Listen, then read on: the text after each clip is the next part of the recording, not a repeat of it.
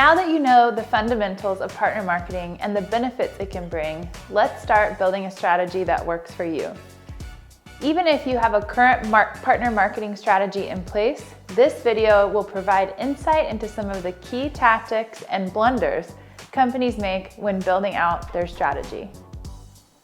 Before planning any kind of marketing, let alone partner marketing, there is an essential step that must be taken: establishing your own brand. This might sound strange, but one of the biggest mistakes we see in partner marketing efforts is a lack of clarity and voice on the vendor's end. The bottom line is this: if you don't know how to talk about your company and its value, your partners won't either. To avoid this, it's important to document in detail the ins and outs of your brand guidelines, also called a style guide or a brand book. This document should include instructions for things like how to use your logo and logo type, the specific colors used in your branding and the codes for those colors, your brand voice and how it should be used, fonts for headlines, body text, and accents, how to use texture, photo collage, and other graphics, examples of photographs and how they can be used, how to use video, and lastly, any other do's or don'ts for your brand. If you're a Kiflo customer, you can easily share this guide by using the Assets feature in Kiflo.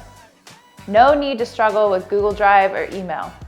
This document will help align both your internal teams and your partners' teams on how and where assets should be shared. Also, encourage your partners to send over their own branding guidelines so that you and your marketing team have a solid understanding of how their brand should be represented by you and your team.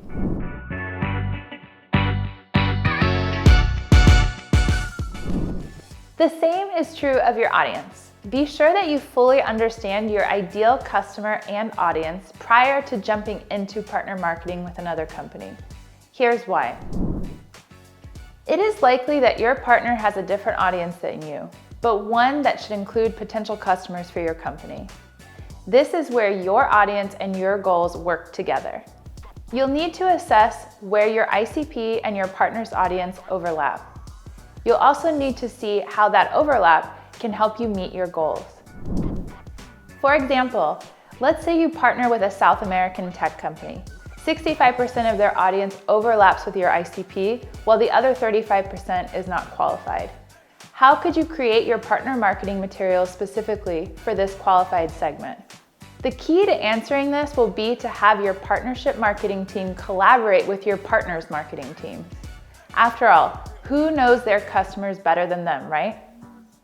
Pick their brain to see what works best for them in this segment, and then strategize the new campaign together. And here's a little bonus tip. The more points of contact that are formed between your company and the partner's company, the easier it is for the partners to stay engaged. It's a win-win.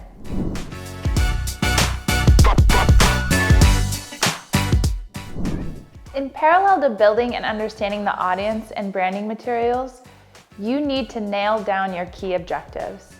As a reminder, this list can include things like increasing revenue, increasing market share, infiltrating new markets, crossing language barriers, expanding awareness and reach, increasing brand authority, and creating unique value for your customers.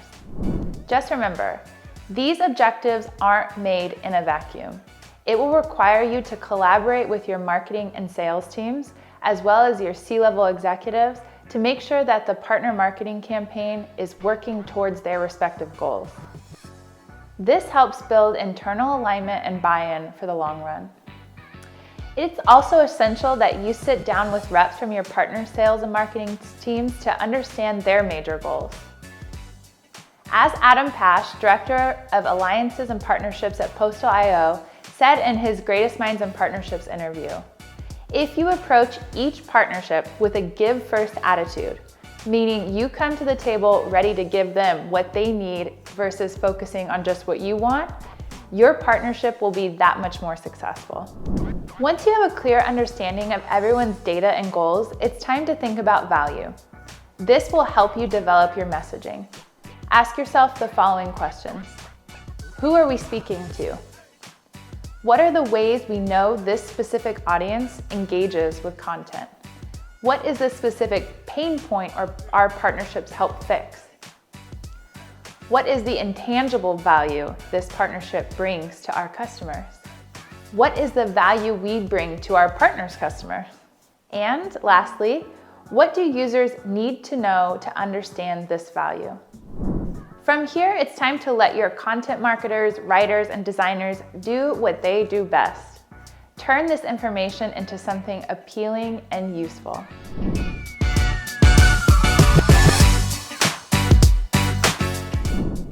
Another important step in structuring partner marketing is creating templates and schedules that you can use and reuse with various types of partners.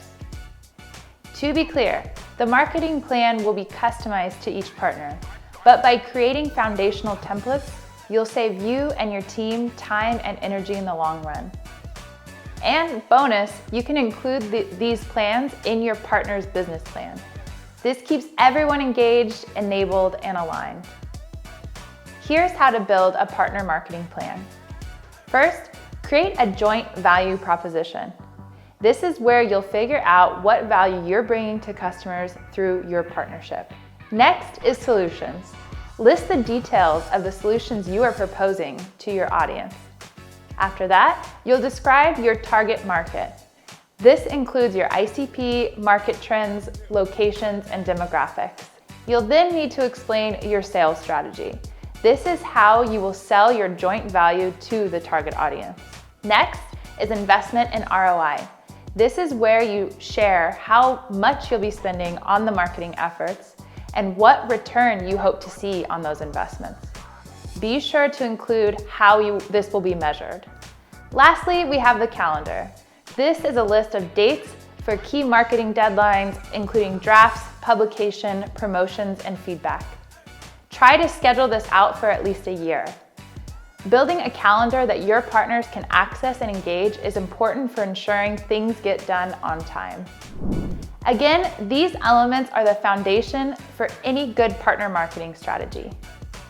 In our next video, we will dive deeper into these elements, get into the nitty-gritty of them, so that you can not only build a partner marketing strategy that works, but one that is easily scalable. See you there.